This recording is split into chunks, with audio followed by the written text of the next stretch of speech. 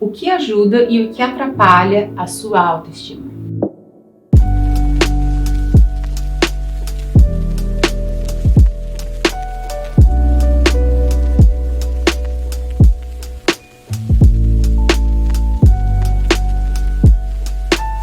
Gente, hoje vamos falar sobre autoestima. Isso que é um aspecto fundamental da nossa saúde emocional, que é a forma que nós nos relacionamos com nós mesmos.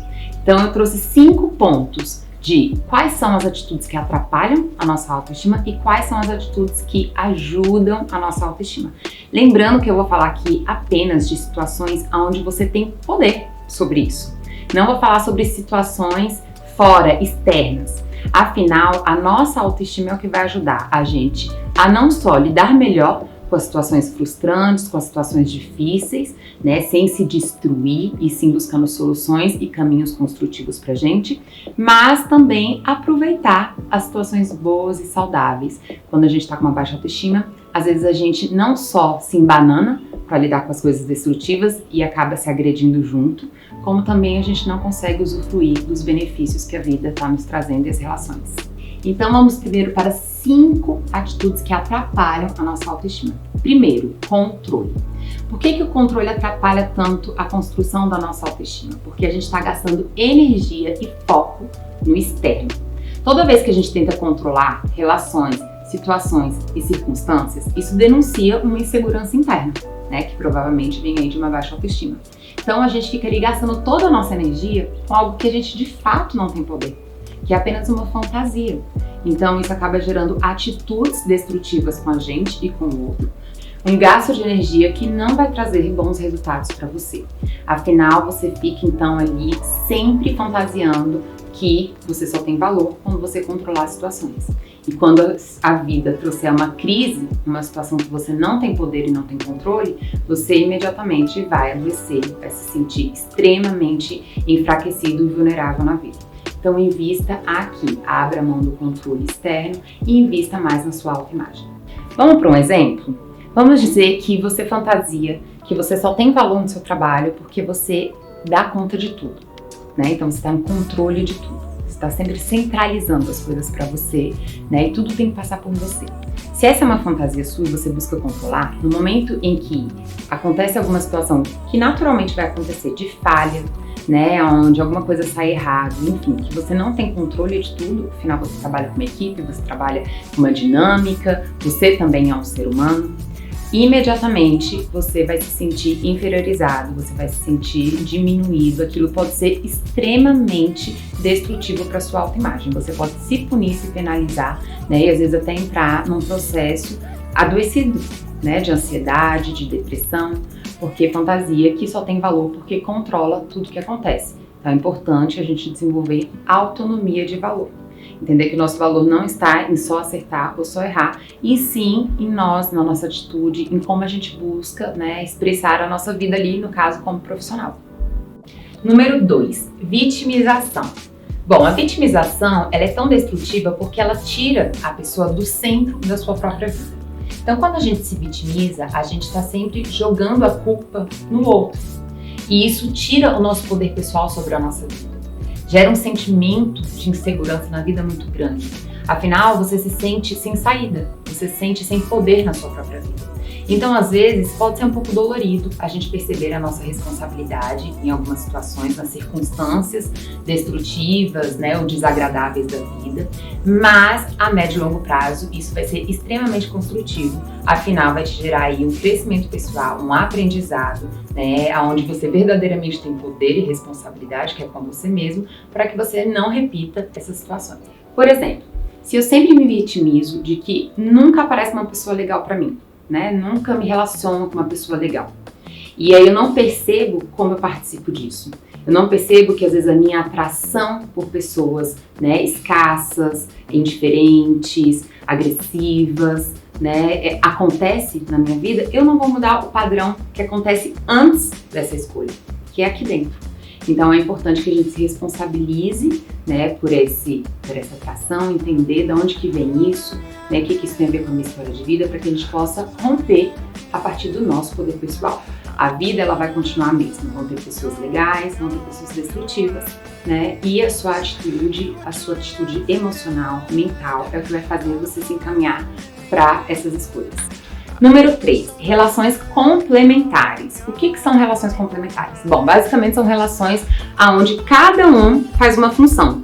Eu sou meio e juntos nós somos um inteiro. Vamos dizer, uma pessoa que tem uma tendência a querer salvar o outro, enquanto o outro tem uma tendência a querer ser salvo, se sente incapaz na vida, alguém tem que salvá-lo. Ou uma pessoa que é agressiva, violenta, perseguidora, e outra que se sente vítima, ou seja, ela precisa ali de alguém maltratando ela. Precisa, né? Isso é um padrão psicológico dela. Então, as relações complementares são destrutivas porque elas acabam reforçando os condicionamentos da pessoa. Então, vamos dizer, né, que essa pessoa que é agradável, que quer salvar o outro, ela tem ali uma condição de que eu só tenho valor quando eu servir, quando eu ajudar, quando eu... Então, ela entra em relações complementares e isso reforça esses condicionamentos. Então, ela continua se abandonando, ela continua vivendo sem limites, ou a pessoa que tem que ser salva continua sem experimentar o seu poder pessoal, né, sem experimentar as suas competências e capacidades, sua responsabilidade sobre a vida. E isso continua fazendo essas pessoas se sentirem insuficientes na vida, né, inseguras na vida, com uma baixa autoestima. Número 4, relações de codependência. Bom, além das relações complementares, né, que já são um tipo de relação de codependência, existem várias outras formas, né, de ser codependente. A gente pode ser codependente do trabalho, a gente pode ser codependente de um álcool, de uma atitude como sexo, enfim. Ter uma atitude, ter um sentimento codependente é projetar o nosso valor em algo externo. Às vezes uma relação, às vezes uma atitude, às vezes um padrão de comportamento. E isso destrói a nossa autoestima, porque a gente se sente, né, dependente disso. Então a gente vive ansioso para viver isso. Às vezes em compulsões que são destrutivas, né? Às vezes em atitudes servis, que também são de autoabandono. Então a gente precisa estar atento para desenvolver a nossa autonomia emocional. Número 5, autoperseguição. O que é autoperseguição? É a reprodução de uma agressão que a gente já viveu na vida. Então, se um dia, né, nós somos desqualificados, reprimidos, inferiorizados, a gente tem uma tendência de repetir isso na vida, porque isso se torna feridas, neuroses, né? E aí, diante de falhas, diante de frustrações, de circunstâncias onde a gente perde o controle, situações difíceis da vida, ao invés de sermos, né, pessoas que nos dá apoio, né, buscar soluções, apoio, suporte, enfim, a gente acaba ali se martirizando, se penalizando. Tá vendo como você não é bom o suficiente? Tá vendo como você não dá conta das coisas? Tá vendo como nada de bom acontece na sua vida? Então a gente começa ali num senso crítico exagerado com nós mesmos. E isso é você falando pra você mesmo. Antes de continuar, já vai lá no comentário e fala qual dessas 5 mais chamou a atenção e vamos para as atitudes que ajudam a autoestima. Agora vamos para 5 coisas que ajudam a gente a desenvolver uma boa autoestima. E a número 1 é autoconhecimento. Quando a gente conhece a nossa história, a gente conhece as nossas feridas, as nossas angústias, a gente passa a ter um processo de empatia com a nossa história, com a nossa criança. E isso muda a forma da gente se comportar com a gente. Se antes a gente se perseguia, se maltratava, se agredia, a gente já passa agora a ter um olhar cuidadoso, né, protetivo, para lidar com as nossas dores. Número 2, responsabilidade. Como eu falei anteriormente, às vezes a responsabilidade pode ser um pouco desafiadora, pode incomodar um pouco ali no momento que a situação acontece, mas ela é poderosíssima a médio e longo prazo, porque ajuda a gente a entender como a gente participa daquelas situações, nos coloca como personagem principal da nossa vida e ajuda então a gente a entender como a gente conduz a nossa vida, como que as nossas ações, o nosso gosto, a nossa forma de se expressar, os nossos sentimentos conduzem a nossa vida, né? Tem impacto direto em como a nossa vida acontece. Então isso te gera poder pessoal. Por exemplo, você está numa relação, né, onde essa relação te frustra ou ela não é recíproca e você fica ali por muito tempo se vitimizando, né? Ou seja, fica muito tempo ali só percebendo o mal que o outro te faz. No momento em que você desenvolve poder pessoal, você começa a entender como você participa disso. Você começa a entender que ficar também é uma escolha. Isso te dá, então, uma escolha, né, uma ação diante daquela situação, uma saída. E você se sente fortalecido para então sair desse processo. Número 3, relações saudáveis. Gente, é importante que a gente esteja num contexto saudável para que a gente desenvolva uma boa autoestima. É difícil a gente desenvolver uma saúde interna quando a gente está o tempo todo entrando em contato em desqualificação, em repressão, em abusos, em agressões.